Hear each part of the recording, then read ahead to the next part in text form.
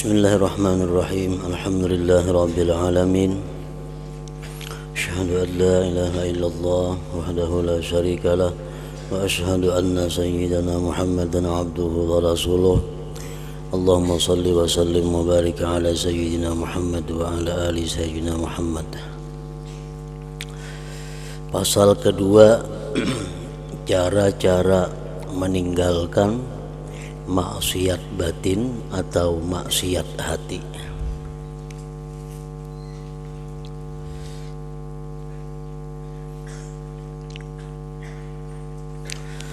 Ketahuilah bahwasanya sifat yang tercela yang ada di dalam hati itu banyak sekali.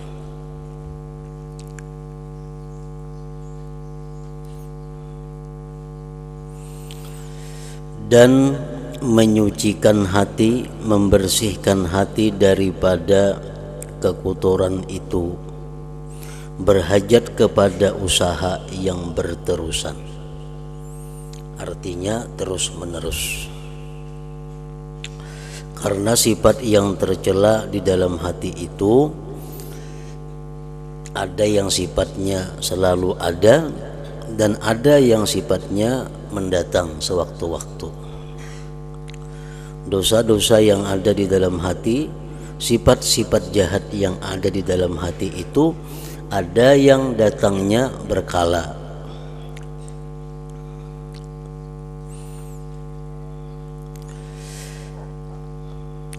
Manakala cara mengobatinya pula sangat susah. Manakala cara mengobatinya pula sangat susah, dan telah hilang pula ilmu dan amal yang mesti diikuti untuk membersihkan hati. Sedangkan ilmunya tapi ada lagi dijelaskan, diterangkan oleh para ulama-ulama tentang membersihkan hati itu.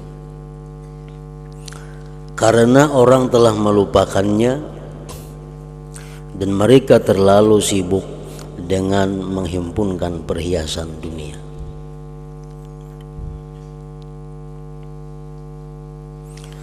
Dan telah kami sebutkan segala yang berkenaan dengan masalah ini di dalam kitab Ihya Ulumuddin pada juz yang membicarakan al-muhlikat, artinya perkara-perkara yang membawa kepada kebinasaan seseorang.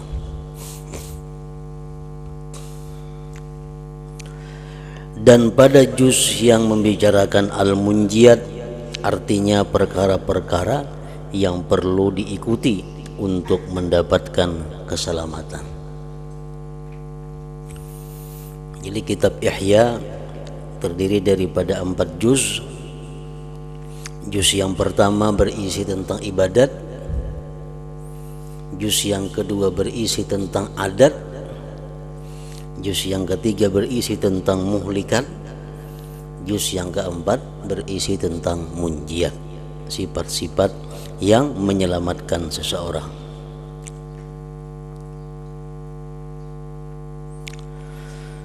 Walaupun demikian, di sini kami coba untuk menyebutkan 3 perkara daripada sifat hati yang sangat jahat.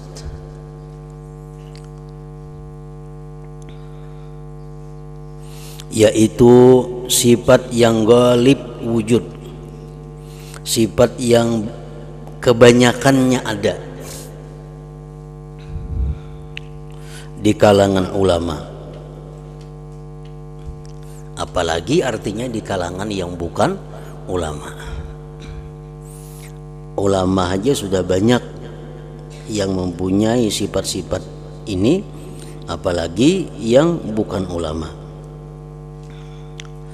Yaitu sifat yang ghalib wujud, kebanyakan ada di kalangan ulama yang ada pada zaman sekarang ini. Supaya dapat engkau jauhi daripadanya. Karena sifat-sifat itu membawa kepada kebinasaan diri dan merupakan puncak bagi beberapa sifat-sifat yang tercela.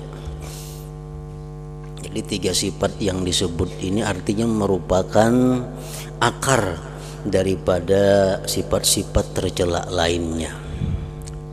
Dari 3 sifat yang tercela ini bercabang-cabanglah sifat-sifat jelek yang lainnya di dalam hati.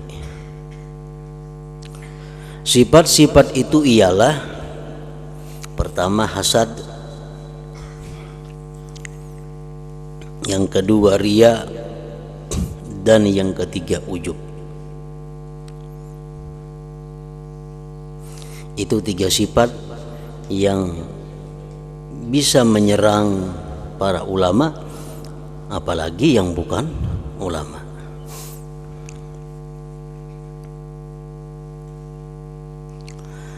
Maka bersungguh-sungguhlah engkau dalam membersihkan hatimu daripadanya yang 3 tadi, dan membersihkannya itu terus menerus sampai mati. Karena sifat itu kadang akan bisa lepas daripada hati manusia. Kalaupun dia lepas hanya sejenak, tapi satu saat bisa datang kembali. Sifat riya, sifat hasad, sifat ujub.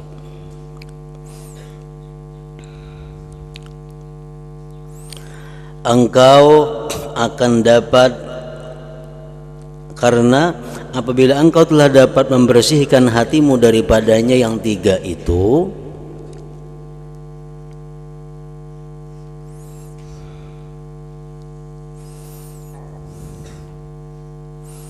engkau akan dapat menjauhkan diri daripada sifat-sifat keji yang lain.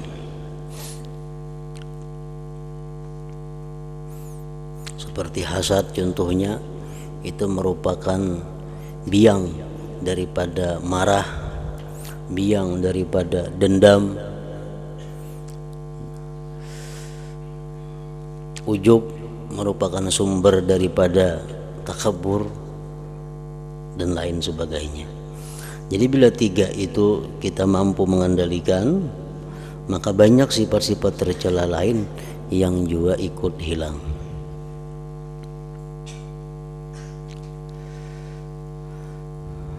Tetapi seandainya engkau tidak mampu menyucikan hatimu daripadanya hasad, riya, dan ujub, maka engkau lebih tidak mampu lagi menghadapi sifat-sifat yang lain, karena akarnya masih hidup di dalam hati kita. Dan janganlah engkau beranggapan bahwa apabila engkau sudah mempunyai niat yang baik dalam mengaji ilmu atau beribadah, berarti engkau telah selamat daripada segala sesuatu yang berbahaya. Jangan menyangka bahwa dengan modal ikhlas sudah selamat, belum tentu. Karena macam riya itu bisa datangnya pertengahan amal, dan riya bisa datang sesudah kita beramal. Demikian juga ujub. Ujub itu biasa timbul sesudah kita melakukan ibadah.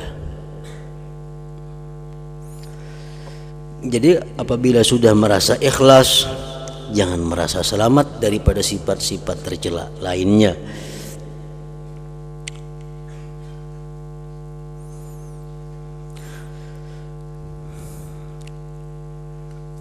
Dan janganlah engkau beranggapan bahwa apabila engkau sudah mempunyai niat yang baik dalam mengaji ilmu, beribadah, beramal saleh, berarti engkau telah selamat daripada segala sesuatu yang berbahaya, sedangkan hatimu masih bertapak sifat hasad, riya, dan ujub.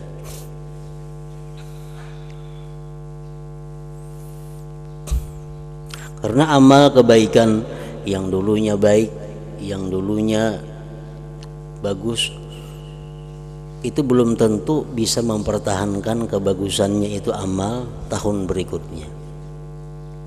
Kita beramal pada tahun 2000 bagus, amal kita pada tahun 2000 diterima, Tapi amal yang diterima itu belum tentu bisa kita dapatkan pada hari kiamat, kecuali amal itu utuh sampai kita akhir hayat, sampai kita mati. Nah, hanya bisa kita mendapatkan amal saleh itu di akhirat.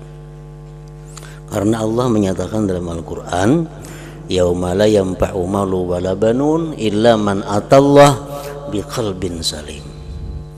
Pada hari itu tidak berguna anak, harta, benda, kecuali yang hanya selamat pada hari itu adalah orang yang datang menghadap Allah dengan hati yang selamat. Nah, jadi hati yang selamat ini diperlukan mulai kita sebelum beramal sampai kita mati. Bila kita beramal tapi di tahun berikutnya hati kita kada selamat, nah itu bisa membakar akan amal kebaikan yang dahulu itu. Nah, oleh karena tadi bahwa menjaga hati, memelihara hati dari sifat-sifat itu berterusan, terus menerus dijaga. Artinya jangan merasa begitu kita sudah ikhlas amal kita selamat, kada tentu. Bisa amal kita itu dirubuhkan oleh hati kita di tahun 2020 misalnya, atau di tahun sekian.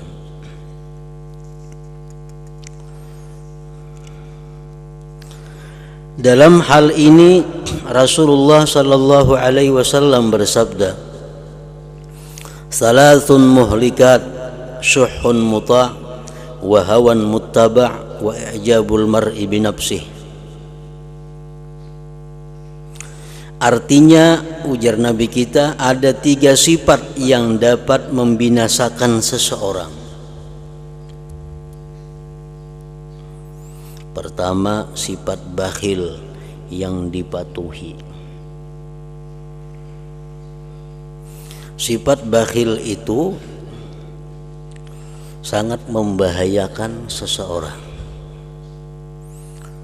Karena orang yang bakhil itu, ujar Abu Hanifah, aku kadang mengatakan dia itu adil. La u'addilu bakhila. Aku tidak menganggap adil kepada orang yang bakhil itu. Karena orang bakhil ini orang yang sangat cinta kepada hartanya. Orang yang sangat sayang kepada hartanya. Nah, karena sifat bakhil, karena inya sayang dengan hartanya itu, inya mungkin hanya minta-minta kepada orang. Karena kada hendak maunai harta nang ada. Hartanya ada cuma sayang inya.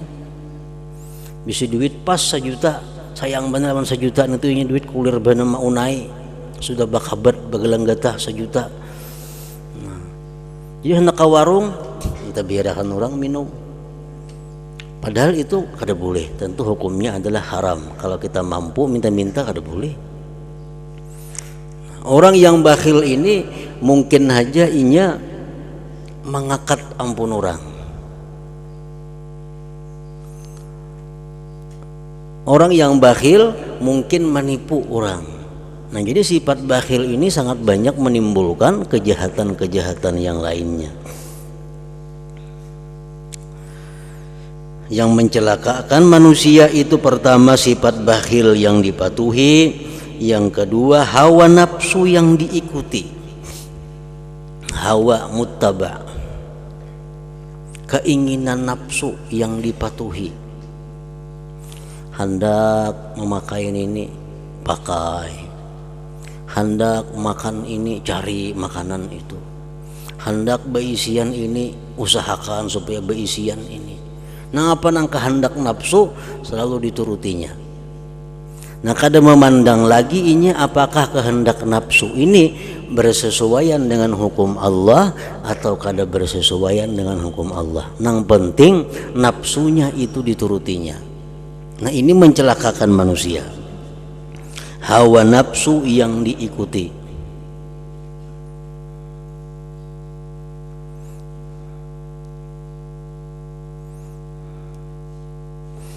Dan yang ketiga, merasa bangga dengan diri sendiri. Merasa bangga dengan diri sendiri. baik merasa bangga dengan bentuk keadaan tubuhnya, baik merasa bangga dengan kekayaan yang dia miliki, baik merasa bangga dengan ilmu yang dia miliki, baik merasa bangga dengan kecerdikan kepandaian yang ia miliki, baik merasa bangga dengan kedudukan jabatan yang dia duduki. Nah, merasa bangga itu ngarannya adalah ujub.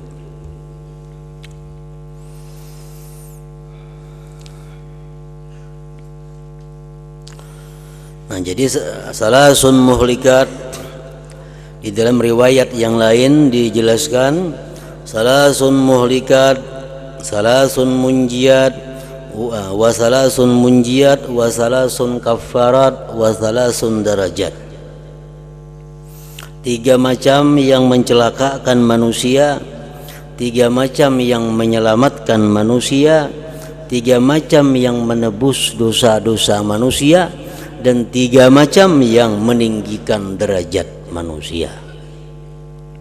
3 macam yang mencelakakan tadi, syuhun muta, kebakhilan yang dituruti, dipatuhi, hawa nafsu yang diikuti, dan bangga dengan dirinya. Itu muhlikat, membinasakan. Wa ammal munjiat, adapun 3 yang menyelamatkan seseorang, fal adlu fil ghadab war ridha, bersikap adil dalam keadaan marah dan senang. Nah, ini menyelamatkan. Bersifat adil fil ghadab war ridha,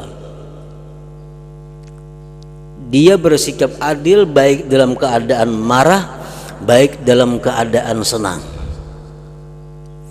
Karena kadang-kadang kita dalam keadaan marah itu kita sudah keluar daripada jalur yang benar. Karena kita marah, kita kada tahu lagi nang dihadapi ini orang tua, nang dihadapi ini kuitan, nang dihadapi ini laki, kada tahu lagi kalau sudah marah itu. Nah, ini menunjukkan ketidaklurusan dalam marah. Boleh marah tapi masih lurus, masih lurus, dan lurus dalam hal senang. Kadang-kadang orang kalau sudah merasa senang lupa dengan peraturan-peraturan Allah. Orang dalam keadaan sangat gembira, sangat suka, lupa akan segala-galanya. Nah, yang menyelamatkan itu adalah kawa bersifat adil, kawa bersifat lurus baik dalam keadaan marah atau keadaan senang. Yang kedua yang menyelamatkan itu wal qasdu fil faqri wal ghina, sedang dalam kefakiran dan kekayaan. Fakir membahayakan, kaya membahayakan. Yang menyelamatkan apa? Al-qasdu, di tengah-tengah antara kefakiran dan kekayaan. Fakir, ujar Nabi, kadal fakru ayyakuna kufra. Fakir itu hampir-hampir membuat seseorang jadi kafir. Karena inya fakir, jadi orang ini hakun, diberi orang duit saya ini mau. Padahal kadang-kadang itu adalah merusak akidahnya, kadang-kadang merusak imannya. Nah, kadal fakru ayyakuna kufra, kaya membahayakan juga. Allah mengatakan innal insana la yatgha ar-ra'ahu istaghna. Manusia itu kadang-kadang tersesat bila mana sudah kaya. Banyak contohnya. Waktunya miskin bagus ibadahnya, akhlaknya. Begitu kaya sesat. Nah, jadi yang menyelamatkan itu apa? Di tengah-tengah. Di tengah-tengah.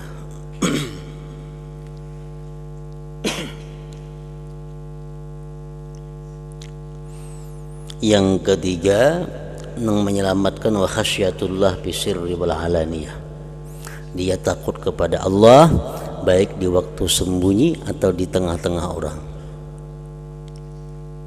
Nah 3 macam itu ada, selamat sudah. Ini bisa bersikap adil dalam keadaan marah atau senang. Dia berada dalam keadaan tengah-tengah antara fakir dan kaya.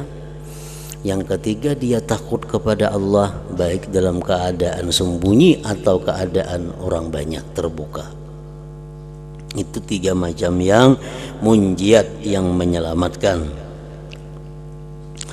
Nah kemudian wasalasun kafarat, kita di 3 yang menebus dosa. Nah apa yang menebus dosa yang 3 itu? Intizarus salah ba'das salah. Pertama itu menunggu sembahyang sesudah sembahyang. Imbas sembahyang maghrib duduk beribadah menunggu sembahyang isya. Nah ini menebus dosa-dosa, menebus dosa-dosa kita. Intizarus salah ba'das salah, menunggu sembahyang sesudah sembahyang.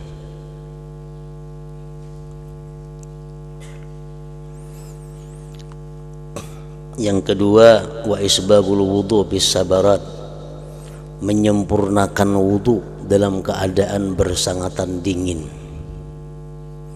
Biasa kalau bersangatan dingin itu orang-orang berwudu beancap-ancap, belakas-lakas karena kedinginan. Nah adanya kada, baik di musim sangat dingin atau musim panas, wudunya biasa. Nah isbagul wudu bis sabarat, ini menebus dosa, hilangan dosa-dosa di awak. Yang ketiga yang menebus dosa itu wanaqlul aqdam ilal jamaat, melangkahkan kaki kepada sembahyang berjamaah. Nah kita melangkahkan kaki kepada tempat sembahyang berjamaah itu adalah menebus dosa kita. Kita langkahkan kaki kanan meninggikan derajat kita, kita langkahkan kaki kiri menghapus dosa-dosa kita.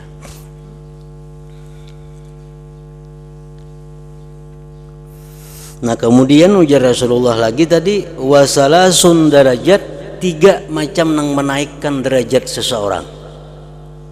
Kalau kita mengamalkan 3 macam ini, kita akan naik derajat kita baik di sisi Allah atau di sisi manusia.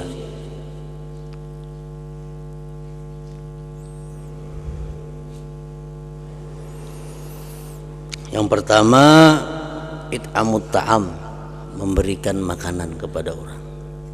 Nah itu menaikkan derajat kita, menaikkan pamor kita baik di sisi Allah atau di sisi manusia, di sisi makhluk Allah.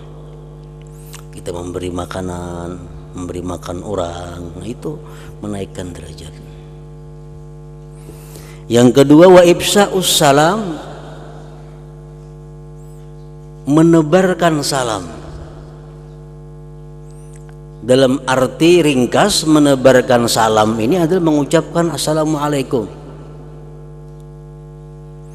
Dalam arti luas, ibsa'us salam itu artinya menebarkan keselamatan kepada orang. Kada mengganggu orang mulutnya, kada mengganggu orang tangannya, kada mengganggu orang kakinya, kada mengganggu orang tingkah lakunya.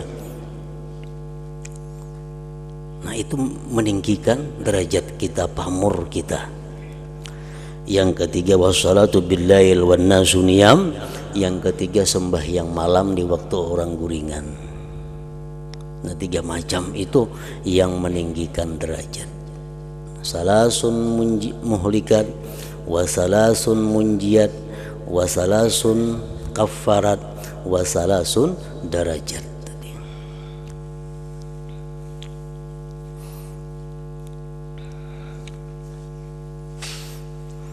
Pertama, cara meninggalkan hasad, meninggalkan sifat dengki. Sifat dengki ini adalah sifat yang paling banyak memasukkan para orang-orang alim, orang-orang ulama ke dalam api neraka.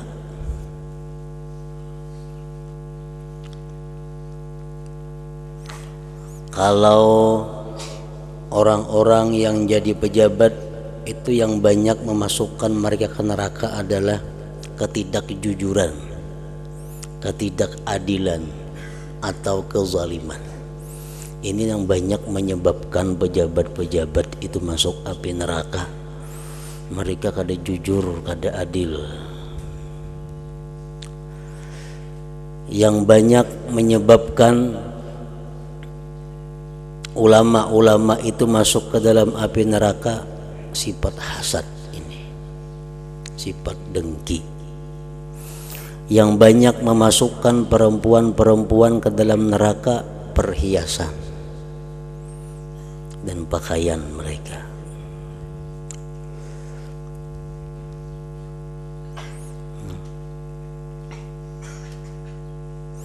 Sifat hasad ini adalah sifat yang bercabang daripada sifat bakhil.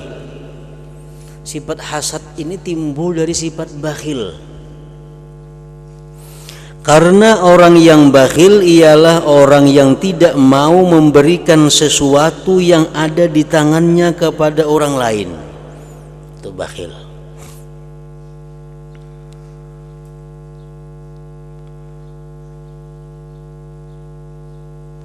Lawanan bakhil napa?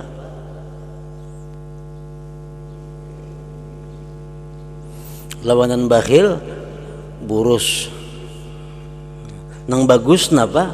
Pemurah. Sakhiyun. Jadi bakhil, sakhiyun, musrifun. Bakhil kada bagus, musrif kada bagus, nang bagus itu adalah sakhiyun. Bakhil kada mau keluar sama sekali. Engkau pun orang aja nang keluar. Orang nang musrif burus keluar akan terus. Kada tahu nang haram, keluar akan terus duit nukar nang haram enggak, menyumbang nang haram enggak. Ada orang bermaksiatan umpet juga menyumbang pembanyaknya juga. Orang belah masjid pembanyak juga menyumbang. Ini artinya musrif. Kada bagus juga. Nang bagus itu orang nang tahu cara penggunaan duit, kapan mesti menyumbang, kapan mesti mengeluarkan, kapan mesti ditahan. Nah itu nang bujur.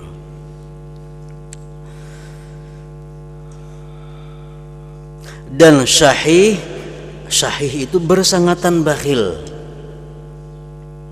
Ialah orang yang tidak mau melihat karunia Allah atau perbendaharaan Allah yang sebenarnya, bukan perbendaharaannya tercurah kepada siapa saja daripada hamba Allah.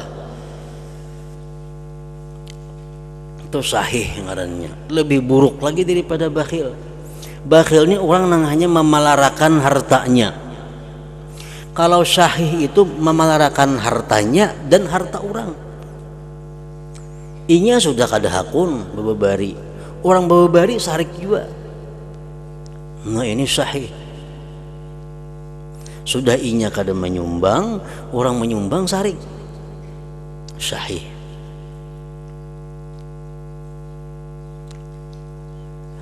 Maka sahih ini lebih jahat daripada bakhil, dan orang yang hasud ialah orang yang merasa keberatan bahwa Allah mencurahkan nikmat dan karunia-Nya kepada salah seorang di antara hamba Allah. Allah aja pemurah sarik inya. Sahih ini tuh.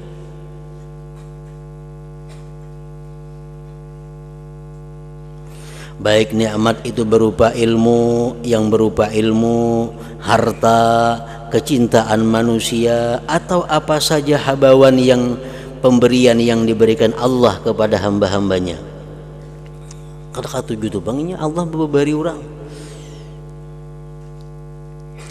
Sehingga orang yang hasud ini bercita-cita kalau boleh nikmat Allah itu hilang daripada orang lain, walaupun ia tidak mendapat apa-apa keuntungan daripada hilangnya nikmat tersebut.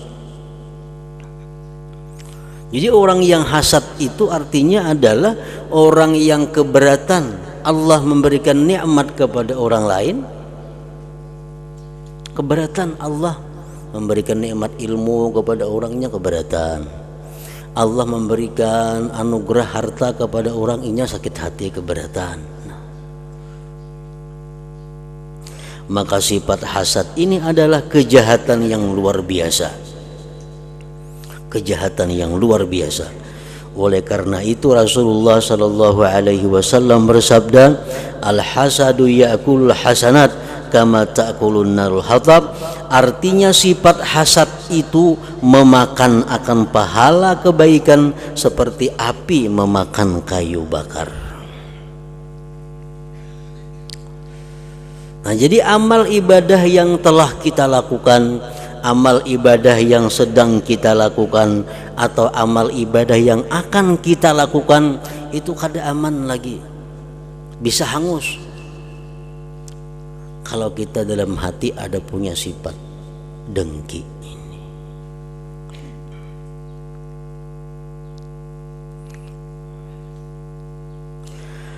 Dan orang yang hasad ini sebenarnya senantiasa jauh daripada kasih sayang.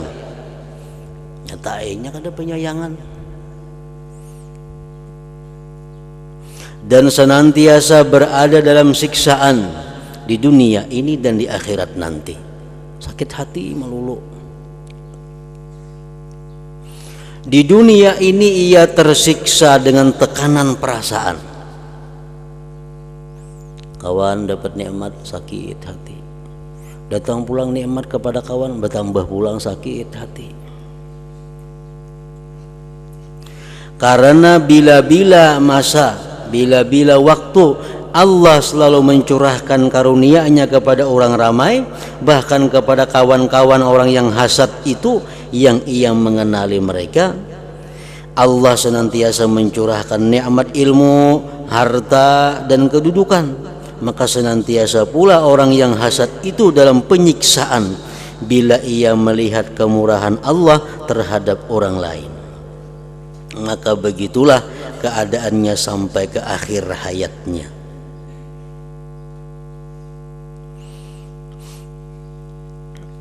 Sebagian ulama mengatakan al-hasadu yuhayyiju khamsatan.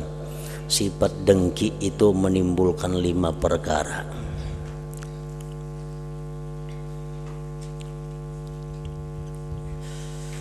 Yang pertama, fasadut ta'ah, rusaknya taat.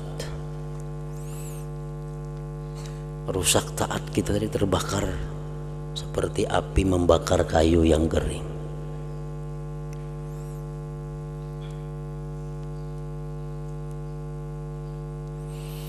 Yang kedua, sifat dengki itu adalah fi'lul ma'asi wasyurur, memperbuat maksiat dan kejahatan.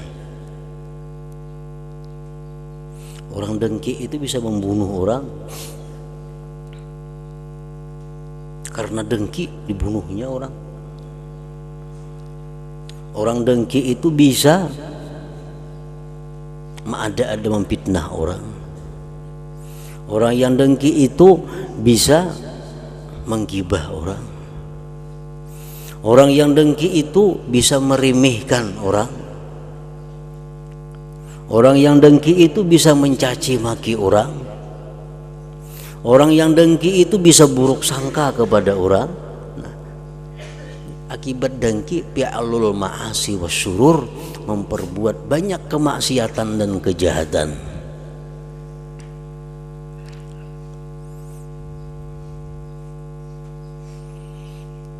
Yang ketiga, at-ta'ab wal ham min ghairi faidah. Susah payah kada ada gunanya. Susah lapah kada ada gunanya. Melihat orang dapat nikmat, susah apa gunanya? Pun seorang kada bakurang, ampun seorang kada yang diberikan Tuhan. Susah payah min ghairi faidah, kada ada gunanya. Yang keempat, amal qalbi, buta hati anil hukmi, daripada hukum, wal hikmah, dan hikmah. Orang yang dengki itu kada akan bisa melihat hukum Allah. Orang yang dengki itu kada akan bisa bertutur kata dengan hikmah. Kata-katanya kada yang baiknya. kata-katanya kada menyenangkan orang. Karena hatinya dibutakan Allah daripada hukum Allah dan hikmah. Yang kelima, ini yang paling berat, orang yang dengki ini al-hirmanu wa la yakadu yadhfaru bi muradihi. Orang yang dengki itu kada akan sukses dengan yang dikehendakinya. Kada akan sukses dengan apa yang dimaksudnya. Kita dengki kepada orang lain dapat nikmat, dengki, dan kita kepingin orang lain tuh hilang nikmatnya tuh. Nah, Allah makin mempertahankan nikmat itu kepada orang tersebut. Makin ditambah Tuhan lagi nikmatnya, makin sakit hati lagi. Al-hirmanu wala yakadu yadhfaru bi muradihi. Sok gagal. Hermanu gagal dan kada akan sukses dengan yang dimaksudnya. Umpamanya kita dengki lawan kawan nang payu berdagang. Kita bebarung, kawan kita bebarung. Kita dengki lawan inya. Makin payu kawan itu bebarungnya. Makin dituyuk Tuhan kasih itu anugerahnya. Makin ditambah Tuhan nikmat kepada inya. Supaya apa? Supaya yang dengki ini tambah sakit hati, tambah susah payah, kada berguna.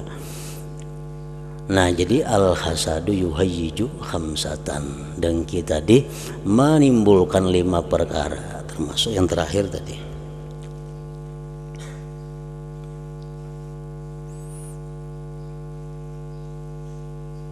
Jadi jangan kira kita dengki kepada orang kita bisa merubuhkan orang, kada bisa. Justru makin kita dengki makin makmur orang.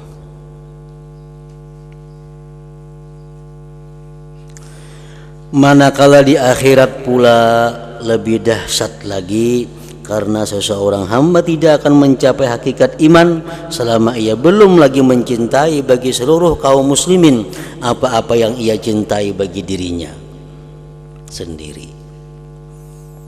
Bahkan sepatutnya hendaklah ia bersama dengan perasaan seluruh kaum muslimin, baik dalam kesenangan ataupun dalam kesusahan. Karena orang Islam itu ibarat sebuah bangunan di mana satu bahagian mengukuhkan bahagian yang lain. Dan seperti sebatang tubuh, apabila mana-mana anggota merasa sakit, maka penderitaan itu akan dirasakan oleh seluruh anggota badan yang lain. Jadi orang yang hasad itu orang yang jauh daripada punya iman sempurna. Ujar Nabi, kada akan sampai seseorang hakikat beriman kecuali dia senang kepada orang lain sebagaimana ia senang terhadap dirinya. Dia benci kepada orang lain sebagaimana ia benci kepada dirinya. Kita kepinginlah diri kita sihat, kepingin. Nah, kita kepingin juga mestinya kaum muslimin itu sihat. Kita kepinginlah bahagia, kepingin. Mestinya kita kepingin ya orang muslimin itu bahagia. Kita kepinginlah untung, kepingin untung. Mestinya kita kepingin juga seluruh orang muslimin itu untung, jangan rugi. Namun kita merugiakan orang itu belum punya iman yang sempurna, yang baik. Kita kepinginlah garing sakit, kada kepingin. Nah, kita hendaknya kada kepingin juga kaum muslimin itu sakit. Kita hakunlah rugi berdagang, kada hakun rugi. Nah, mestinya kita kada hakun juga kaum muslimin itu rugi. Nah, itu orang nang hakikat iman. Amun inya hendak menghilangkan nikmat orang, jauh dengan punya hakikat iman itu. Jadi jika engkau dapati hatimu bukan dalam keadaan yang seperti ini, kalau hati masih belum punya hakikat iman, masih belum mampu senang kepada orang lain sebagaimana senang kepada diri, nah belum mampu kita itu miliki, maka sifat hasad masih wujud di dalam hatimu. Karena sifat hasad itu akan datang. Tapi kalau sudah kita kawa bahwa aku senang bahagia dan aku senang orang lain bahagia, nah mau tuh hilang sifat hasad. Aku sedih, aku sengsara, dan aku sedih pula kalau kaum muslimin sengsara. Nah, bila kau macam itu dalam hati, hilang sifat hasad kada ada lagi. Bila masih yang penting seorang nyaman, orang lain biar sakit, bila masih ada macam itu, nah itu masih ada sifat hasad akan timbul sewaktu-waktu di dalam hatinya. Hendaklah engkau berusaha untuk membersihkannya. Kita berusaha membersihkan itu sudah untung. Kita ini berusaha mengaji, nuntut ilmu supaya membersihkan hati. Walaupun belum kau lagi membersihkan, berusaha sudah untung. Qad aflaha man tazakka. Sungguh beruntung orang yang berusaha membersihkan hatinya. Walaupun belum kau bersih, tapi mengaji aja, menuntut ilmu aja untuk membersihkan hati sudah untung. Hendaklah engkau berusaha untuk membersihkannya, karena usahamu dalam menghilangkan penyakit hati ini lebih penting daripada engkau menyibukkan diri untuk mendalami ilmu furu', cabang-cabang ilmu fikih yang halus-halus, yang ganjil-ganjil. Lebih penting belajar ilmu membersihkan hati daripada belajar tentang mazhab-mazhab umpamanya, dan memperdalami masalah-masalah yang dikhilafkan oleh para ulama. Ilmu masail khilafiyah itu nomor 2. Yang penting dahulu ilmu fardu ain yang mana kita wajib untuk mempelajarinya. Nah, yang kedua, cara meninggalkan sifat riya.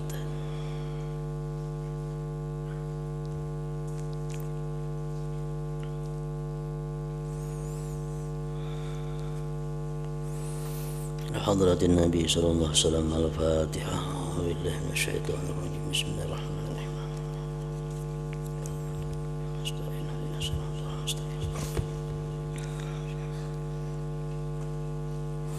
بسم الله الرحمن الرحيم. الحمد لله رب العالمين.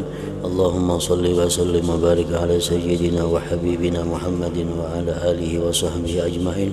اللهم اغفر لنا ما أخطأنا وما تحمدنا وما أسررنا وما أعلنا وما أسرفنا وما أنت أعلم به منا. أنت المقدم وأنت المؤخر، لا إله إلا أنت. اللهم انفعنا بما علمتنا وعلمنا ما ينفعنا وزدنا فهما وعلما وعملا وهدى وتوفيقا برحمتك يا أرحم الراحمين.